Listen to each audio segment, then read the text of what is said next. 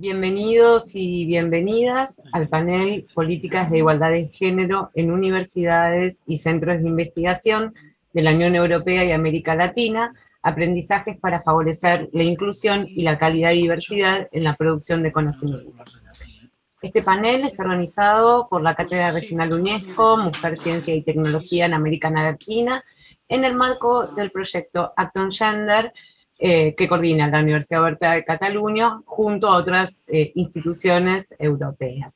Y también de la Comunidad de Prácticas para la Institucionalización de Políticas de Igualdad de Género en las universidades y centros de investigación de América Latina, creada justamente en el marco de esta iniciativa. Este espacio en la edición del CILAC 2021 es una oportunidad para reflexionar acerca de políticas de igualdad de género y su integración en la educación superior y en los centros de investigación. Y tenemos la suerte de poder hacer esta reflexión de la mano de dos reconocidas especialistas, Rachel Palmen y Gloria Bonder. Comenzaremos con Rachel, que es investigadora superior en género y TIC de la Universidad Oberta de Cataluña, y además integrante del equipo consultor del proyecto Act Gender dirigido por esta misma universidad. Luego escucharemos a Gloria Bonder, directora del área de Género, Sociedad y Políticas de Flaxo Argentina, y también coordinadora de la Cátedra Regional UNESCO, Mujer, Ciencia y Tecnología en América Latina, y coordinadora de la Comunidad de Prácticas para esta región del proyecto Act Gender. Así que bueno, le damos la palabra a Rachel. Muchísimas gracias, Anabela. Entonces, como ha dicho Anabela, yo soy Rachel Palmen, soy investigadora senior en el programa de investigación GenTIC dentro de la Universidad Abierta de Cataluña. Y primero quiero dar las gracias a Gloria Bonder y Flaxo por invitarme a presentar con ella sobre las políticas de igualdad de género en universidades y centros de investigación de la Unión Europea y América Latina. Voy a hablar primero sobre la situación en Europa y después va a hablar Gloria sobre la situación en América Latina. Y esta presentación está en el contexto de en qué proyecto colaboramos, que es el proyecto ACT, que es un proyecto financiado por la Comisión Europea que intenta utilizar como comunidades de prácticas para fortalecer políticas de igualdad de género dentro del sector de la investigación y innovación. Y el proyecto es un proyecto grande que tiene 17 socios de 11 diferentes países, que incluye Argentina, y empezó en 2018 y terminará en octubre de este año. Entonces, ¿qué es el ACT? Pues el ACT empezó para dar apoyo a 7 diferentes comunidades de prácticas, que luego se transformó a 8 comunidades de prácticas. Son muy diferentes. Hay algunos que son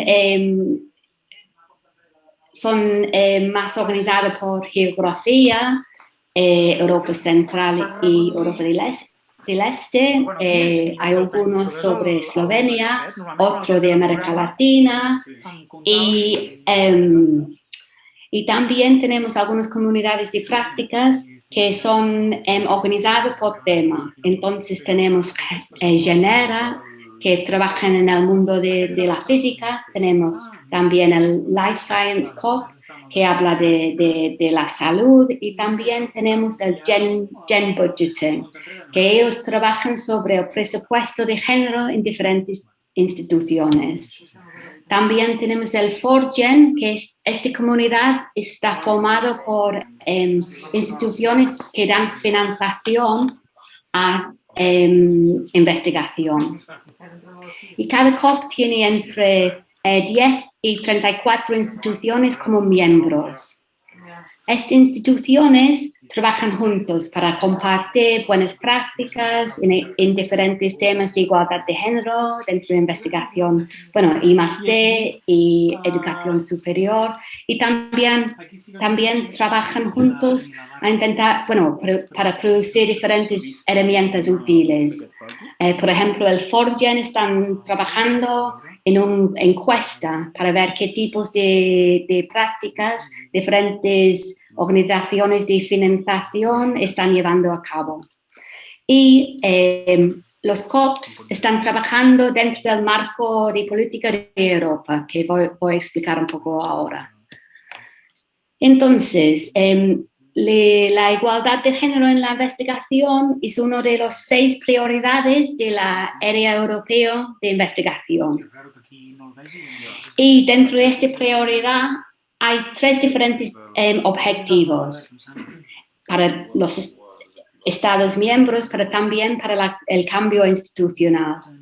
Y estos 3 objetivos son la igualdad de género en las carreras científicas, luego el equilibrio de género dentro de los cuerpos de toma de decisiones, y luego la integración de la dimensión de género en los contenidos de investigación e innovación. Y podemos ver realmente porque estos objetivos son necesarios, ¿no?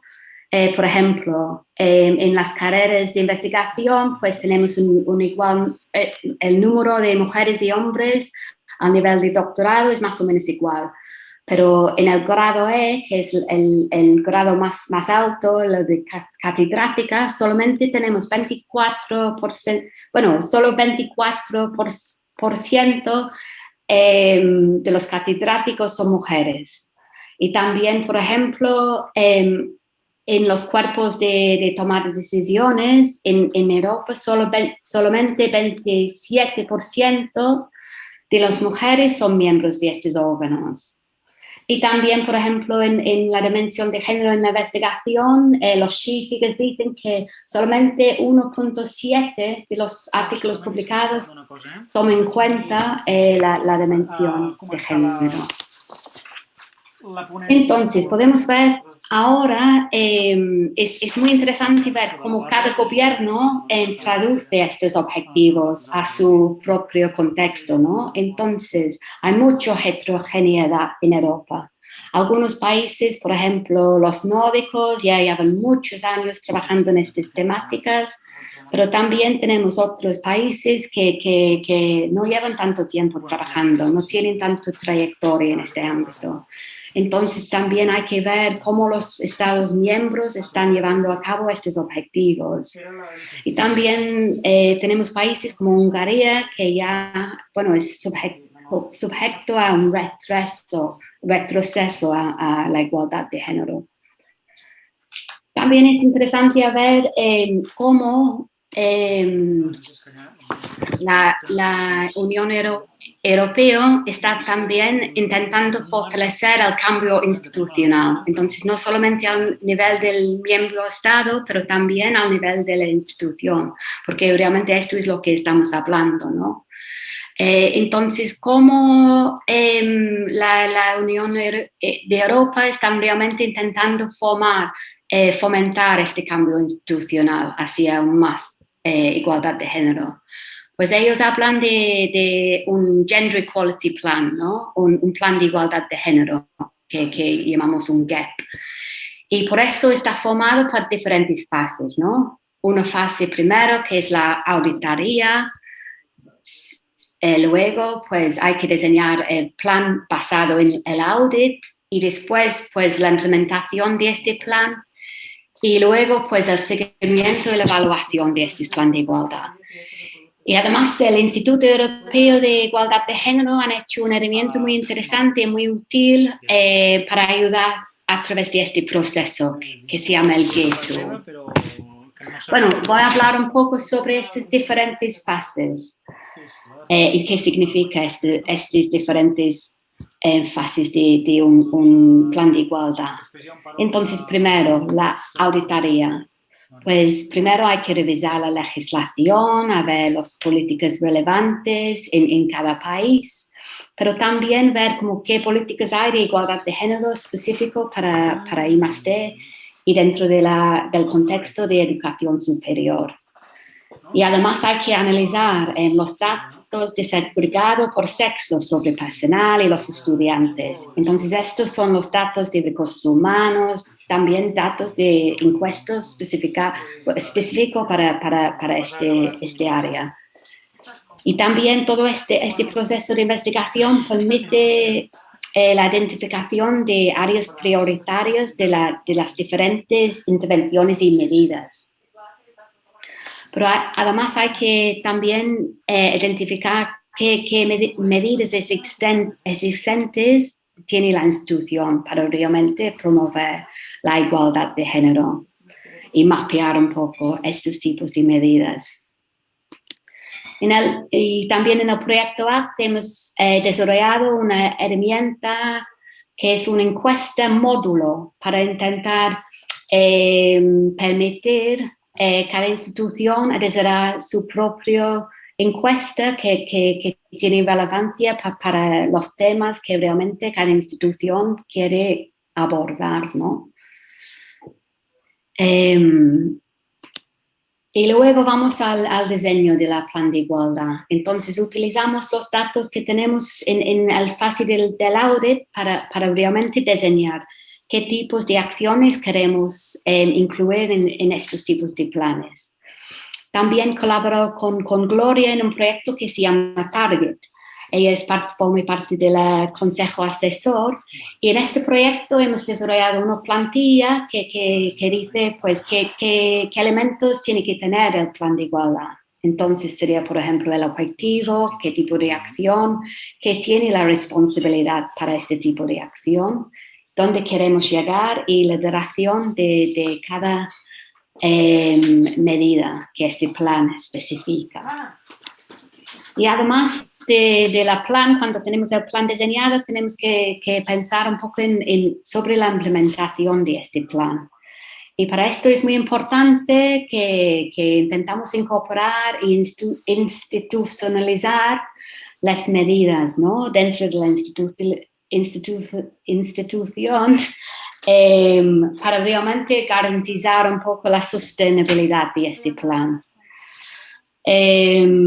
También es muy importante involucrar muchos diferentes agentes interesados a través de reuniones o también establecer una comunidad de práctica dentro de la institución para realmente actuar como un vehículo para este plan.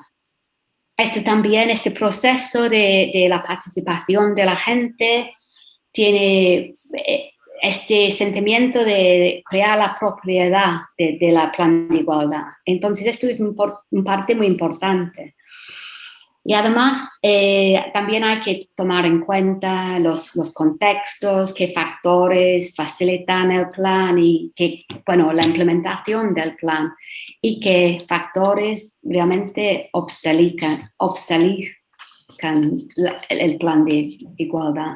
También es muy importante tener como muchas medidas de formación y sensibilización para todos los empleados y además los estudiantes dentro de la institución. También he estado involucrada en otro proyecto que se llamaba Equity y realmente esto era un proyecto financiado también para la Comisión Europea y lo que hemos hecho aquí era intentar desarrollar como unas herramientas para ayudar a hacer este proceso de seguimiento, la evaluación de diferentes tipos de intervención de igualdad de género dentro de investigación e innovación. Y hemos desarrollado diferentes tipos de indicadores, hemos desarrollado, por ejemplo, lo que se llama como impact stories, historias de impacto, que realmente se puede ver un poco la lógica de cada intervención y también se puede ver, por ejemplo, diferentes tipos de indicadores para ver si realmente la intervención ha tenido el impacto deseado, ¿no? Entonces esto también forma parte del proceso de la implementación de planes de igualdad.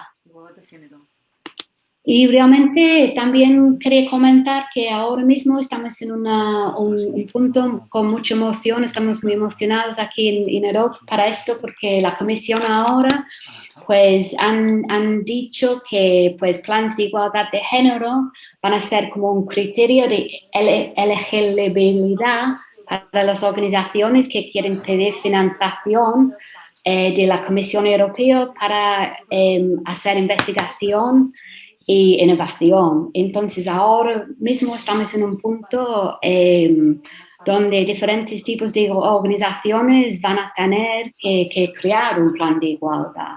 Lo vemos como, con mucha emoción, pero también hay que tener mucho cuidado con esto porque no queremos que esto criterio de elegibilidad convierte en un punto de discriminación a países y también a contextos donde no tiene la historia. Entonces, cómo lo van a implementar sería tiene que tener mucho cuidado con eso.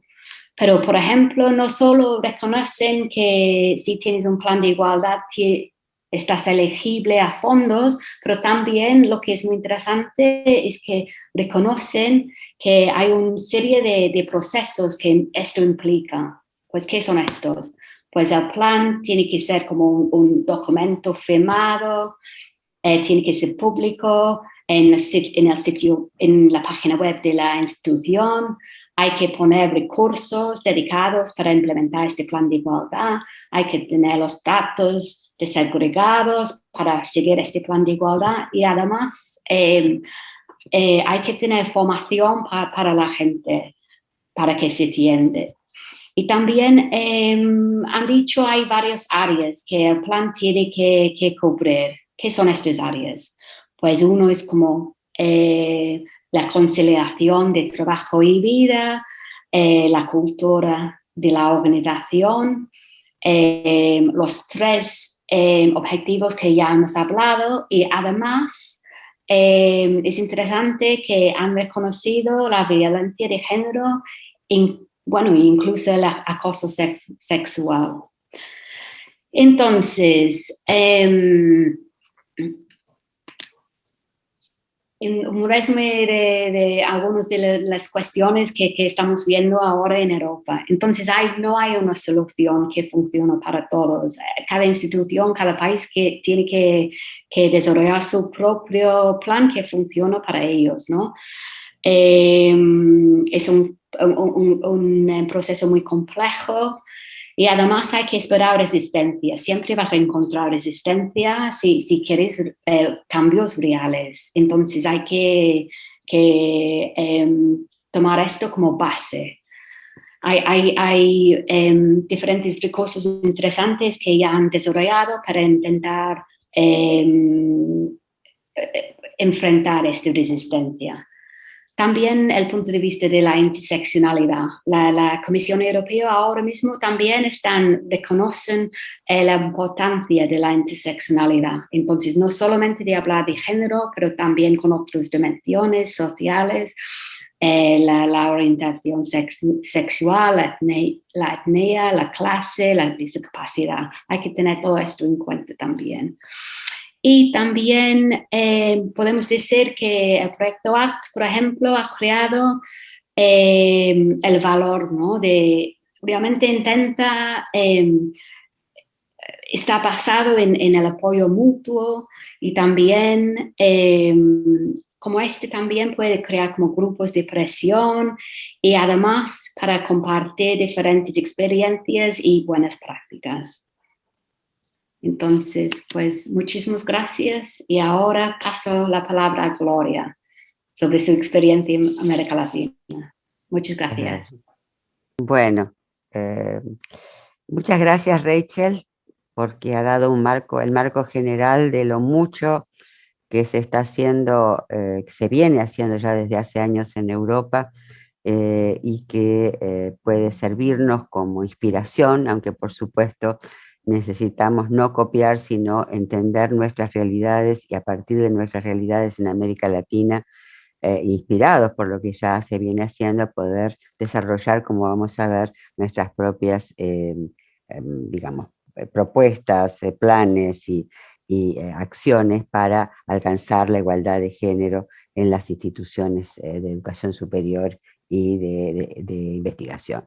Bueno, la próxima, por favor.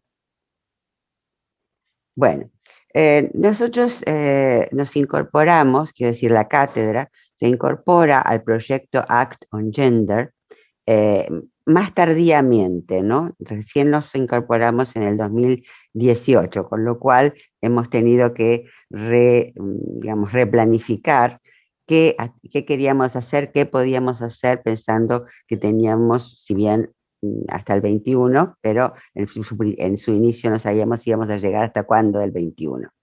Bueno, yo quiero destacar algo que Rachel mencionó muy someramente y que es comunidad de prácticas, o sea, una característica muy particular de del proyecto ACT es que está basado en la conformación de comunidades de práctica entendidas como grupos en los que participan instituciones de distintos, ya digo, o de distintas regiones o de distintos países o interesadas en distintos temas que colaboran mutuamente a través de un intercambio muy fluido, a través de reuniones periódicas, a través de aprendizajes mutuos, en llevar adelante sus objetivos, ¿no? Y que ha demostrado esta metodología ser muy eficaz. En el caso nuestro, en la comunidad de prácticas de universidades de América Latina que pudimos conformar en el 18, tiene estas instituciones, integradas por estas instituciones que ustedes ven acá, y aquí mismo, no lo voy a leer, dice qué tipo de desarrollo en términos de planes o medidas o protocolos de igualdad de género tenían y tienen actualmente, que es como vamos a ver, son de distinto orden, de distinto, digamos, nivel dentro de la estructura de la universidad, pero todas ellas están, digamos, abordando las problemáticas que se dan en las universidades derivadas de la desigualdad de género, de la violencia basada en género y también bueno, del androcentrismo y el sexismo también de los contenidos de muchas de las asignaturas, y en especial las asignaturas de ciencia y tecnología. Bueno, estos somos nosotros, somos la foto de nuestra comunidad de práctica en el 2018. Ustedes van a ver que hay un gran predominio de Argentina, pero esto no es porque hayamos hecho un privilegio de Argentina, sino porque en su momento estas fueron las primeras instituciones que manifestaron su voluntad de ser parte de la comunidad. Posteriormente, muchas otras universidades de otros países nos han pedido integrarse. No podemos hacerlo porque tenemos un plan de trabajo, pero sí mantenemos con ellas un intercambio permanente también para que en una segunda instancia quizás podamos ampliarla, que no sabemos cuándo, pero ampliarla o por lo menos armar una red de distintas instituciones que están o ya avanzadas, bastante avanzadas, o menos avanzadas, pero todas con un objetivo similar. La próxima, por favor.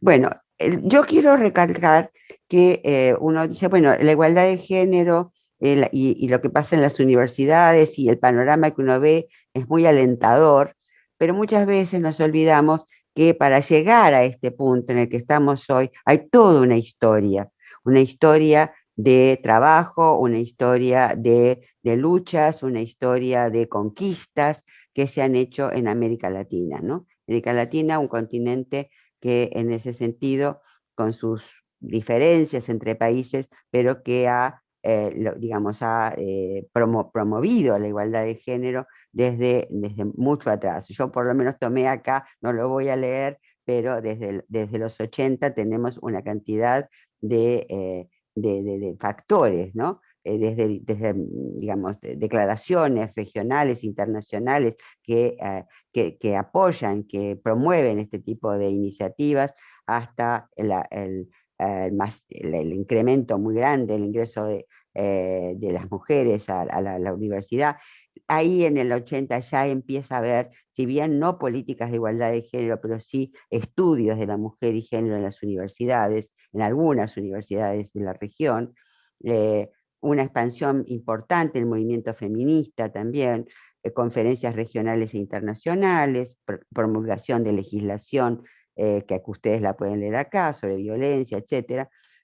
Bueno, todos estos factores son factores históricos que han creado las condiciones facilitantes del contexto para que hoy por hoy estemos ya en las universidades empujando o desarrollando ya las políticas de igualdad de género.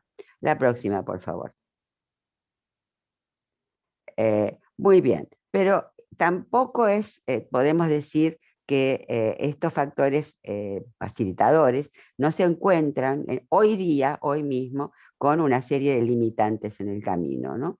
Ustedes han visto en la primera lámina que hay todas estas universidades que participan, y podría agregar otras, tienen algún tipo de mecanismo, algún tipo de propuesta en torno con el objetivo de garantizar la igualdad de género, garantizar la igualdad de derechos, la igualdad de oportunidades para mujeres y varones en los distintos niveles de la carrera académica y de la investigación. Sin embargo, los presupuestos, nos enfrentamos con presupuestos escasos en la región, en general para la educación y especialmente para los estudios de género, políticas educativas que no es esto de todos los países, pero en algunos países políticas educativas con sesgos conservadores o afines a la ideología de género. O sea, ustedes, bueno, llamamos ideología de género aquellas manifestaciones, discursos que plantean una crítica muy fuerte, a lo que supuestamente significaría el género como un elemento, digamos, nocivo para el desarrollo de la sociedad y para las relaciones entre mujeres y varones. También universidades que no son fáciles yo diría, de penetrar, entre comillas, con este tipo de políticas. Universidades que van tendiendo hacia valores y prácticas meritocráticas o corporativas, bueno, los sesgos patriarcales en las culturas universitarias, prácticas educativas tradicionales, en fin, competencia entre las universidades por su posición en los rankings regionales, muy bajo número de mujeres en puestos de decisión en las universidades y centros de investigación, y lo que decía Rachel, las universidades tal como en las que entramos, les falta una perspectiva de indicadores interseccionales, ¿no? Entonces, tenemos todo un capital, yo diría, por un lado, histórico, de avances, de logros, de conquistas, de recursos humanos, de experiencias, etcétera, pero también es importante en la planificación, y eso es lo que trabajamos mucho en nuestra comunidad de práctica, en el reconocimiento de cuáles son los factores culturales, sociopolíticos e institucionales que van a estar dándonos como los límites en los cuales muchas veces podemos mover esas políticas. La próxima, por favor. Bueno, acá lo que quiero compartir con ustedes, un poco irónicamente si se quiere, pero bueno, las personas, los equipos, las académicas que estamos trabajando en estas políticas de igualdad de género, hay un amplio convencimiento, yo diría que también un amplio compromiso con que esto suceda, y a veces la manera de ingresar a las universidades, seguramente por todas estas dificultades que mencionaba anteriormente, son muy curiosas, ¿no? Es decir, en lugar de partir de un conocimiento más profundo de las universidades, como planteaba Rachel, de diagnósticos y diagnósticos que nos permiten entender mejor no solo cuántas mujeres hay, cuántos varones hay, no es solamente eso, sino también la disposición y los recursos y los compromisos que asumen las universidades para con este tipo de políticas. Bueno, hay, digamos, un tipo de acercamiento que puede ser esto de lo llamamos evangelizar, o sea, llegar a las universidades para convencer de las bondades, de los beneficios de la igualdad de género, que obviamente los hay, pero digamos, este es el argumento con el cual se ha entrado históricamente, o se ha tratado de entrar a las universidades con este tipo de propuestas. O caer desde arriba sin conocer las problemáticas específicas que tienen las universidades, sus posibilidades y también sus límites. La otra estrategia que se ha usado es esta de ir para arriba, o sea, bueno, tratar de armar estructuras o planes, porque cuanto más alto, la idea es que cuanto más alto, si dependen del rector, mejor, si dependen del consejo académico, mejor, o sea, con la idea de que si estos planes están en los más altos niveles de decisión, es más fácil poder hacerlos ejecutar. Cuestión que es bastante discutible, ¿no? Es bastante discutible.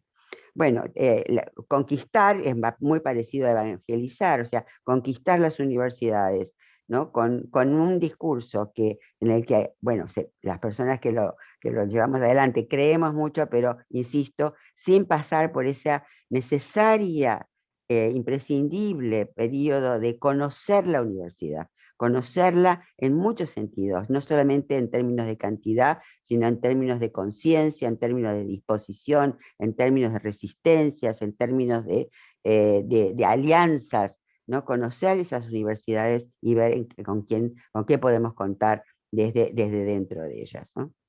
Voy a salir, pues ya ustedes pueden imaginarse las otras. Pasamos la próxima, por favor. Bueno, ¿qué está pasando? ¿No? Esta es una especie de síntesis de nuestra comunidad de práctica. Las políticas de igualdad de género en las universidades que forman parte, las pensamos como que están en un proceso de construcción, ¿no? Que fue avanzando a distintas velocidades. O sea, es muy diferente lo que sucede, digamos, incluso en cuestiones de tiempo, con la UNAM, la Universidad Autónoma de México, o la Universidad de Buenos Aires, por ejemplo, o que lo que sucede en otras universidades de otros países de América Latina que han iniciado estos procesos mucho más tarde y también es muy distinto hasta dónde estas políticas de igualdad de género han sido aceptadas y qué tipo de formatos institucionales tienen, ¿no? Es decir, ¿qué son? Protocolos, son secretarías, son departamentos, políticas que dependen de la política general de la universidad. O sea, los formatos son muy diferentes y, por cierto, esto de los formatos, de la manera en que se han institucionalizado, va a ser muy determinante de su autonomía, de sus recursos y de su incidencia, ¿no? Eh, Todas pusieron todos los países, un proceso, ¿no? Como digo, hacia la institucionalización de planes y políticas para la igualdad de género, que como decía, tienen distinto rango. La mayoría ha realizado diagnósticos y en realidad uno de los instrumentos de ADC, el GEAM, que lo presentó Rachel antes, lo hemos usado en algunas universidades para justamente conocer mejor cómo es la estructura de la universidad y el plantel de personal en todos sus niveles, ¿no? De personas que integran la universidad, desde el estudiantado, los equipos de investigación, etc.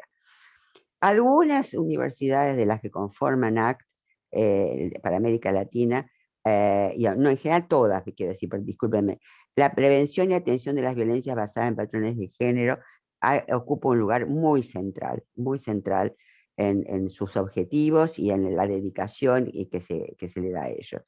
En algunos casos, impulsó la creación de oficinas o comisiones específicas. Algunas instituciones implementan iniciativas o medidas para revertir la desigualdad de género en otros aspectos de la vida académica. Pero lo que está en la prioridad, quizás porque la problemática es muy severa, pero también porque hay mucho más consenso de las instituciones en aceptar que estos planes se aboquen a prevenir y a reaccionar frente a las violencias, que cambie los contenidos curriculares, que cambien las culturas institucionales, que cambien los contenidos, que cambien los abordajes de la investigación, etc. O sea, estos son otros cambios que demandan más tiempo y que han generado mucha más resistencia que ocuparse de la cuestión de la violencia, ¿no? Hay universidades que están trabajando en transformar los contenidos curriculares y las prácticas pedagógicas, pero los avances son muy incipientes. Ahí hay como una resistencia dura por parte de las universidades y por parte del sector docente de cambiar, abocarse o aceptar estos cambios de saberes que son muy acuñados, muy aceptados y bueno, que son casi, digamos, tienen religiones, digamos, o paradigmas. Bueno, nos quedan 10 minutos. Muy bien. Bueno, a la próxima, por favor. Bueno, y en parte compartiendo lo que decía Rachel, o sea, el deseo, la convicción de que hay que cambiar las culturas institucionales, que hay que cambiar la currícula, que hay que cambiar las matrices, digamos, con las cuales se piensa la ciencia, la tecnología, cualquier otra disciplina, eh, eh, existe. Pero, bueno, finalmente vemos que mm, existen también estos riesgos, ¿no? Que se entre a las universidades, que haya una aceptación formal, pero que queden buenas intenciones o que queden compromisos formales, ¿no? Que el rector o el decano firme que sí, que va a haber, pero que sean meramente compromisos formales, que las personas que lo van a llevar adelante, esta propuesta, en general sean profesoras, docentes o sobre todo mujeres, que lo hagan sin presupuesto, o sea, con trabajo voluntario, ¿no? Y que en definitiva sea una suerte de parche. Bueno, tenemos un área, tenemos un grupo, tenemos una comisión para la igualdad de género, pero eso queda encerrado dentro de la institución y no, digamos, impacta o no impacta todo lo que se desearía en las políticas generales de la institución. Bueno, acá no voy a seguir porque tengo poco tiempo, que se transforme en un mecanismo burocrático o en ese pequeño lugar donde están las mujeres convencidas, digamos, de la necesidad de este cambio, pero no se esparce al conjunto de la institución. La próxima, por favor. Bueno, ya lo decía Rachel también. El avance hacia un cambio estructural, que es el que se busca, genera resistencias. O sea, eso es esperable, no podemos pensar que es un camino abierto y que, bueno, que este tipo de cambios van a ser aceptados con facilidad. ¿Por qué? Por muchas razones. Afectan las representaciones de la institución en sus integrantes, su imagen pública, las relaciones de poder al interior de las universidades y su prestigio en comparación con otras, algunas de las cuestiones. Habitualmente las instituciones universitarias o los centros de investigación intentan mantener el status quo, ¿no? Y aunque acepten formalmente las propuestas de cambio, las condicionan directa o indirectamente. Por ejemplo, no dándoles presupuesto, dándoles un presupuesto, no dándoles, sino asignándoles, porque tampoco es una dádiva, asignándoles presupuestos que sean completamente mínimos y que no permiten justamente llevar adelante estos cambios de los que hablamos. En general, las resistencias están más asociadas a la posibilidad de perder el estatus, las cuotas de poder, la seguridad y comodidad de las prácticas habituales, que con los discursos teóricos. O sea, pueden estar muy de acuerdo con que la igualdad de género está bien y que es parte digamos, de una sociedad moderna, de una sociedad democrática, etcétera, pero otra cosa es que eso afecte al cuerpo de profesores y profesoras, que se pida cuotas, en fin, que haya realmente un cambio de la estructura de la universidad. En la próxima, por favor. Creo que ya estoy prácticamente llegando. Bueno, acá son algunos aprendizajes que han surgido en nuestra comunidad de prácticas.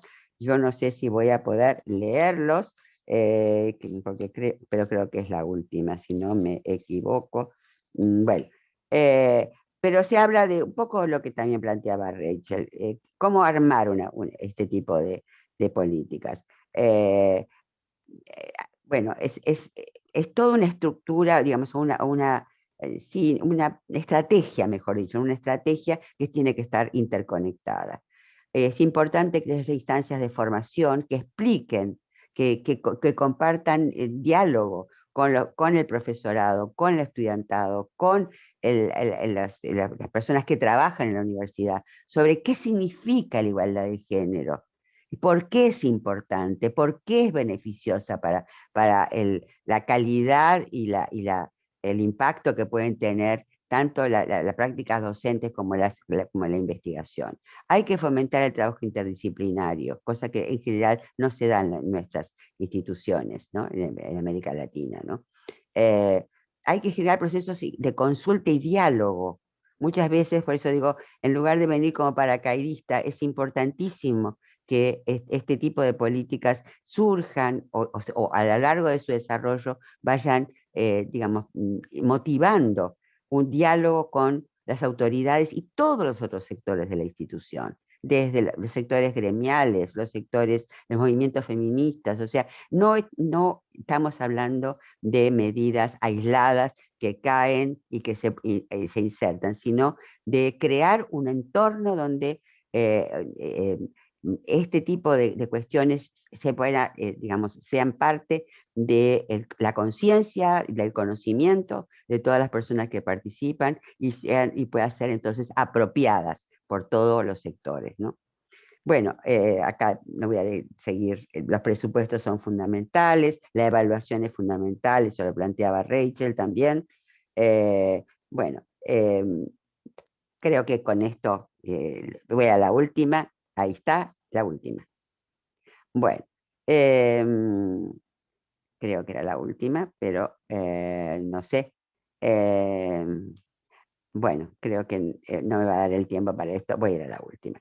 Bueno, em, es evidente entonces que es una construcción permanente, ¿no? O sea, no,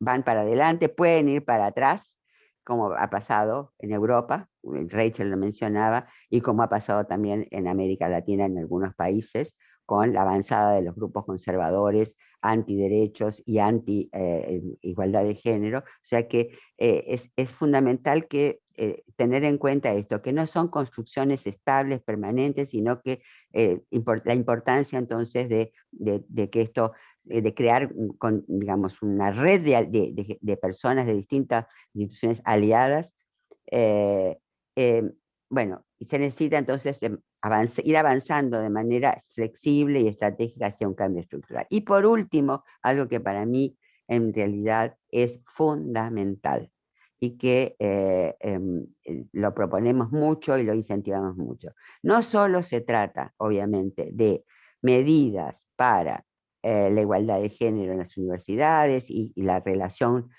con la transversalización de género en las currículas, en los procesos de investigación, etcétera, o tampoco se trata solo de la interseccionalidad, que es fundamental. No es decir, género, pero vinculándolo con otras desigualdades sociales que impactan en la carrera, en la situación dentro de la universidad. Se trata, a mi juicio, como gran desafío hoy que los planes de igualdad de género intervengan, o las responsables o los responsables, en los debates contemporáneos sobre el futuro de la universidad. Las competencias que son deseables para los estudiantes, para adquirir y poner en práctica los conocimientos que apunten a revertir las desigualdades sociales y diseñar una nueva universidad más inclusiva y receptiva de las demandas e intereses de los distintos grupos sociales. Este es un debate en curso en el cual los programas de las personas, los equipos de igualdad de género no pueden estar ausentes. Muchas gracias. Bueno, estamos terminando una sesión que podría durar mucho tiempo porque tenemos muchas cosas por hablar, por compartir, por analizar. Bueno, pero es así y por supuesto si las personas que van a ver esta conversación, digamos, aunque no ha habido mucha conversación, pero estas presentaciones quieren hacernos preguntas, solicitudes y más información, estamos totalmente dispuestas, ¿no? Hablo por mí, pero creo que hablo por Rachel también, ¿no? Pero bueno, yo creo que ambas dos hemos planteado un estado de situación que tiene una historia, que tiene un presente y que también tiene un futuro. Y en ese sentido hay muchos puntos en común entre las preocupaciones que tiene América Latina y que tiene Europa. Hay muchos puntos en diferentes entre los recursos que tiene Europa y los recursos que tiene América Latina para poder llevar adelante esto. Me refiero a recursos económicos, no hacia recursos humanos, porque evidentemente hay mucha gente muy preparada en América Latina para este tipo de iniciativas. Para mí, haber podido trabajar en el proyecto ACT ha sido, no ha sido, es una gran satisfacción, un proceso de aprendizaje muy constante. Estoy convencidísima que es una metodología que cambia, que cambia. ¿Por qué? Porque las personas trabajamos juntas y trabajamos con objetivos acordados y porque se va creando un espíritu de solidaridad y de prospectiva que con otras metodologías difícilmente se logra. Así que también eso ha sido parte de algo que para nosotros como cátedra ha sido muy importante y que lo hemos aprendido y compartido con el proyecto ACT en su conjunto. Así que gracias, Rachel, y te doy la palabra para que cierres con tu comentario. Vale, muchísimas gracias, Gloria. Y también quería decir que la comunidad de práctica de América Latina ha aportado muchísima cosa al proyecto ACT. Entonces, yo creo que ha sido una experiencia muy bonita de los dos lados, porque nosotros hemos aprendido mucho, porque realmente yo creo que vuestra comunidad de práctica pues partía de esta filosofía que lo tenéis muy en cuenta en América Latina y con el trabajo que estáis haciendo. Entonces, para nosotros ha sido un placer tener vuestra experiencia en América Latina en el contexto un poco de Europa. Yo creo que es una conversación que será muy bonito para continuar y espero que podamos colaborar en otros proyectos. Muchas gracias por invitarme, Gloria, a el SILAC Forum. Gracias y muchas felicitaciones al SILAC Forum, que siempre es un espacio muy acogedor y muy productivo. Así que bueno, con esto cerramos la sesión.